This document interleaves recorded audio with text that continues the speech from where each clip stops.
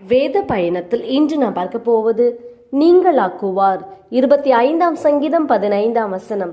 என் கண்கள் எப்போதும் கர்த்தரை நோக்கி கொண்டிருக்கிறது, அவரே என் கால்களை வலைக்கு நீங்களாக்கி விடுவார்.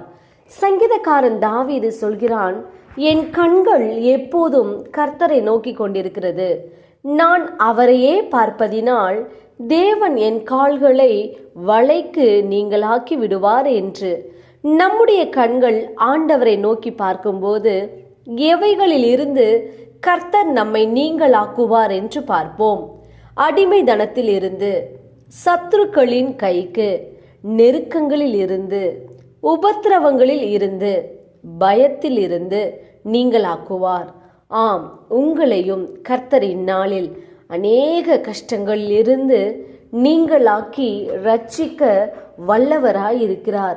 நாம் ஜெபிப்போம். அன்பின் பிதாவை, கேட்ட வார்த்தையின்படியே நீர் எங்களுக்கு செய்ய போற கிருபைக்காய் ஸ்தோத்திரம், இயேசுவின் நாமத்தில் ஆமேன்.